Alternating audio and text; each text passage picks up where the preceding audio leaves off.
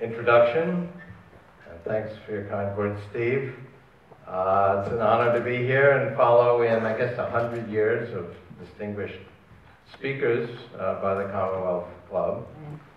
And I'd like to share with you my view on the transforming impact of information technology, which is encompassing more and more things that we care about. Recently, health and medicine is becoming information technology, and our understanding of the brain is also becoming amenable to information processes, particularly now that we can actually see inside the brain.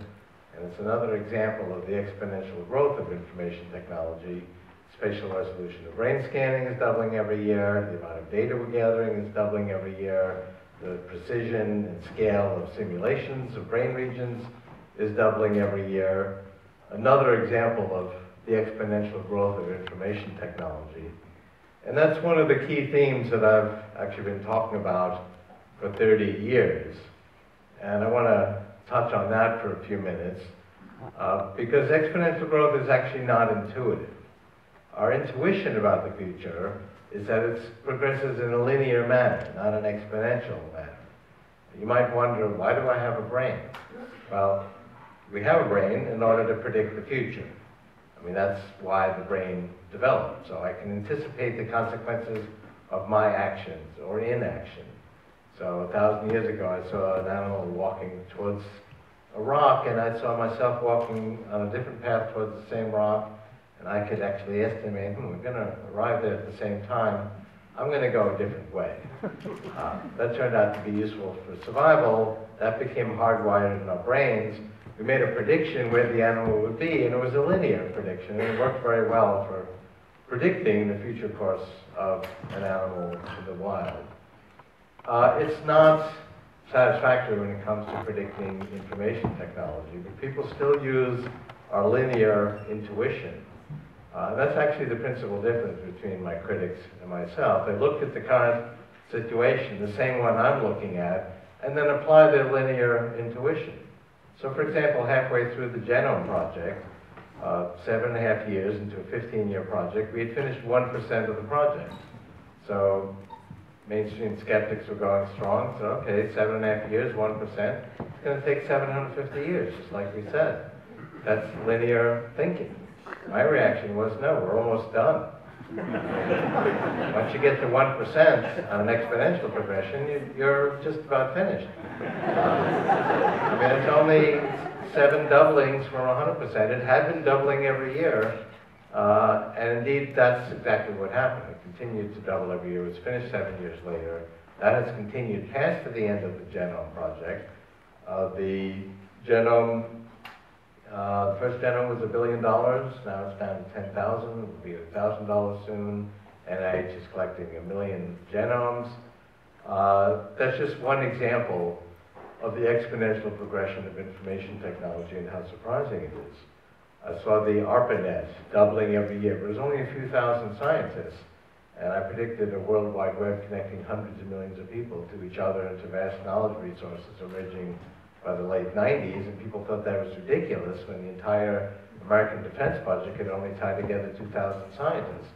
But that is what happened, and that's the power of exponential growth. And there's many other examples of that. And it's not just computers. It's gradually encompassing more and more fields, are succumbing to becoming information technologies. And you might well, really, how different is linear versus exponential growth? Well, if I take 30 steps linearly, that's our intuition, 1, 2, 3, 4, 5, I get to 30. If I take 30 steps exponentially, that's the reality of not everything, but of information technology, price, performance, capacity, scale, 2, 4, 8, 16. At step 30, I'm at 1 billion. It makes a huge difference. And this is not an idle conjecture about the future.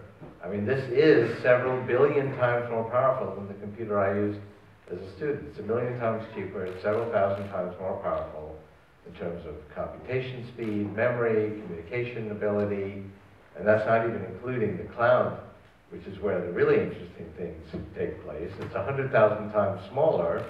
We're going going to do both of those things again in another 25 years. It gives you some idea of what will be feasible. And so I began to examine this in 1981, but the story actually goes back even further to when I was 5. I decided I wanted to be an inventor. I had all these enrichment toys that my parents gave me that had lots of little parts to them, erector sets and other toys which I would take apart, and I'd amassed this inventory of little pieces. And I went through the neighborhood and I gathered radios and broken down bicycles and took them apart. This was an era where you would allow a 5-year-old to go through the neighborhood and come back with old equipment. And I had this idea, if I could put these things together in just the right way, I could create transcendent effects. I did not have that vocabulary. I came up with that word a few years ago. But I remember the magical feeling I had about the power of ideas. I mean, I had here the solution to the world's problems. I just had to figure out the right way to put these things together. And it took me a while to do that. But I became enamored with being an inventor. Other kids were wondering what they wanted to be, a nurse, a fireman. I always had this conceit, I know what I'm going to be. But I realized about 1981, about 30 years ago, that the key to being successful as an inventor was timing. And the inventors we remember were in exactly the right place at the right time. Near here, Larry Page and Sergey Brin had a great idea about reverse engineering the links on the internet to create a better search engine, but they did it at exactly the right time. And you remember the names of the people who did that. There were dozens of other promising search engine projects, but they weren't really in the right place at the right time with the right idea.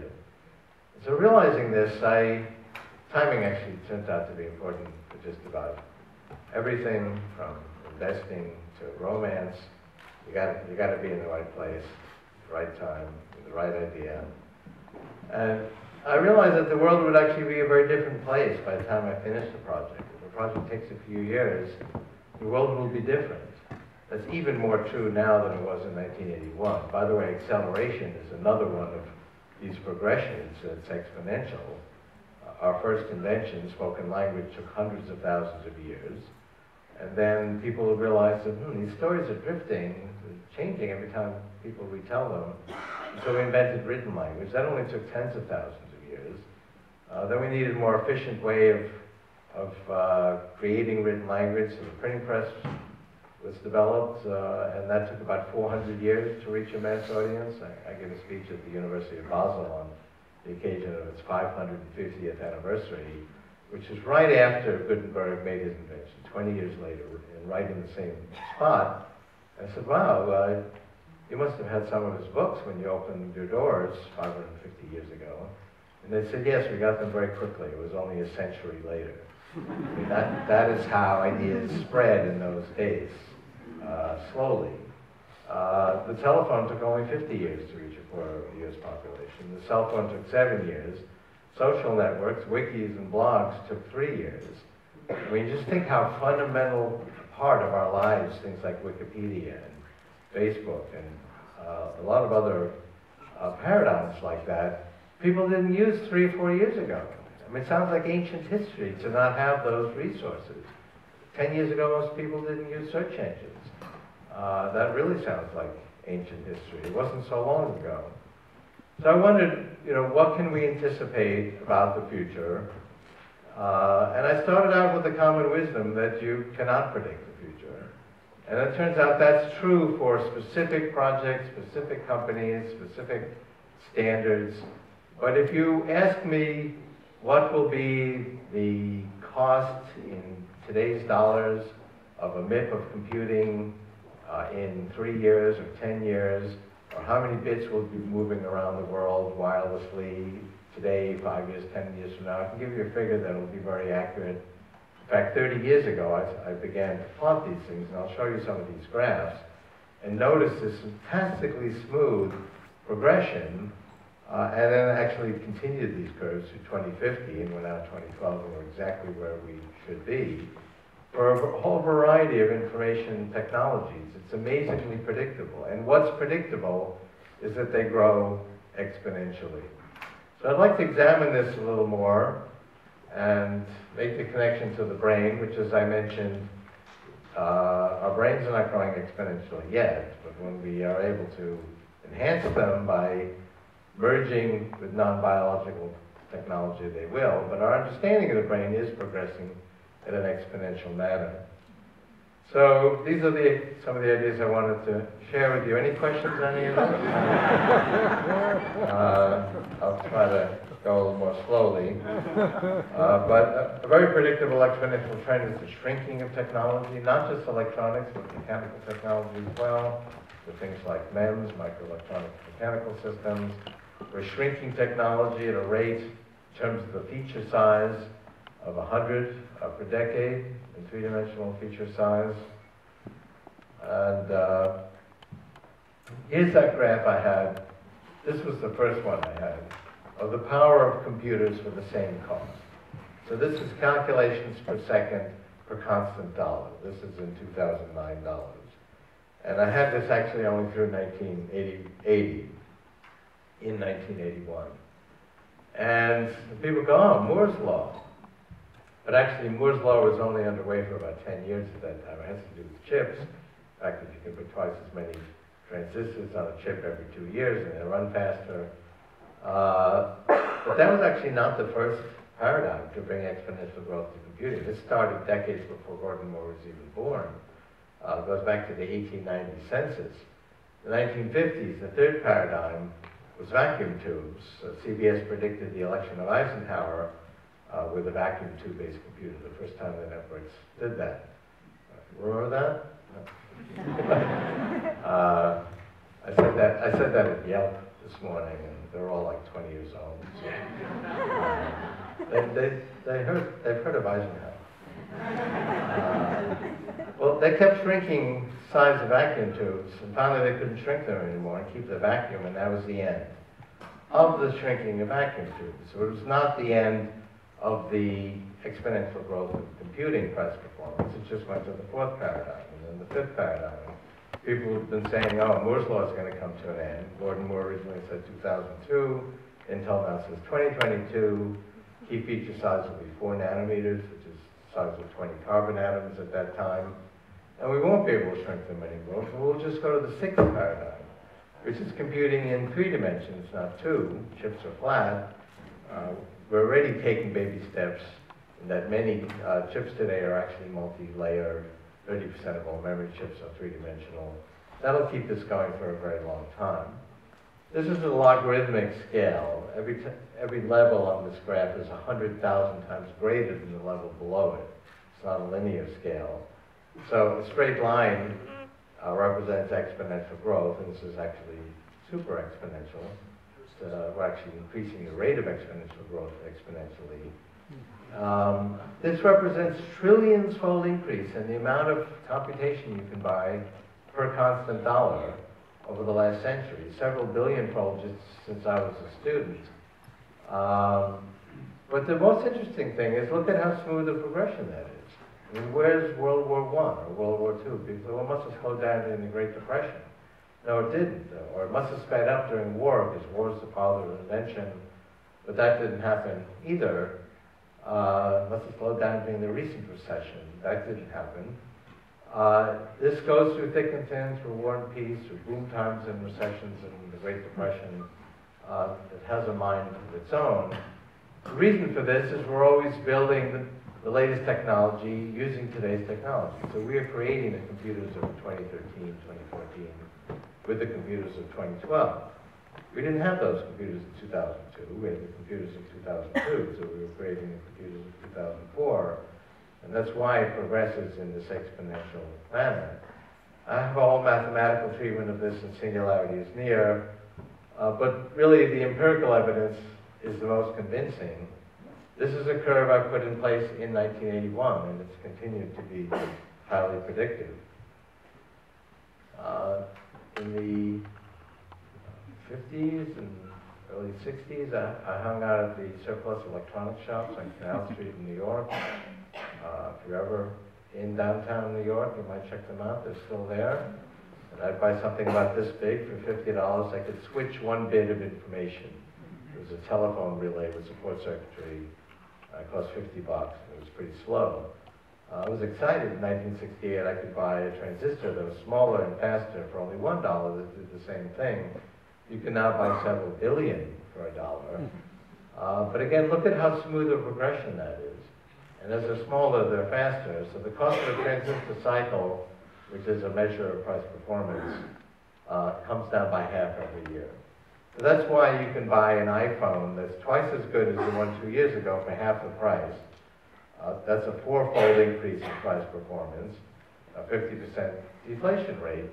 We put half of that improved price performance in lower prices. We put half of it into better performance, so you get better products for less cost. And it's not just because Apple is so clever. That's the law of accelerated returns. And economists actually worry about deflation. We had massive deflation during the Depression. And the concern is if you can get the same stuff, same capabilities you could last year for half the price, the same computing, the same communications, the same genetic sequencing, even physical things, as I'll show you with three-dimensional printing, we can turn information files into a whole range of physical things that are also expanding. You will buy more. I mean, that's economics 101. But you're not going to double your consumption because, after all, how much do you need? And you can't really double your need for these things year after year to keep up with this 50% deflation rate. So therefore, the size of the economy, not as measured in bits and bytes and base pairs, but as measured in currency, will shrink. And for a variety of good reasons, that would actually not be a good thing. And that's actually not what happens. We actually more than double our consumption. I've got 50 charts like this. This is bits of memory purchased, but I can show you bits of communication purchased and lots of other measures. The amount of genetic sequencing we do is more than doubles because of the reduced price. There's actually been 18% growth in constant dollars every year of every form of information technology for the last 50 years, despite the fact that you can get twice as much as you can ship for the same price. And the reason for that is as price performance reaches certain levels, whole new applications explode. I mean, why did social networks start exploding approximately 3 years ago? Is it just because Mark Zuckerberg didn't show up before that? No, it's because the price performance couldn't support it economically in terms of communication, computation, memory costs.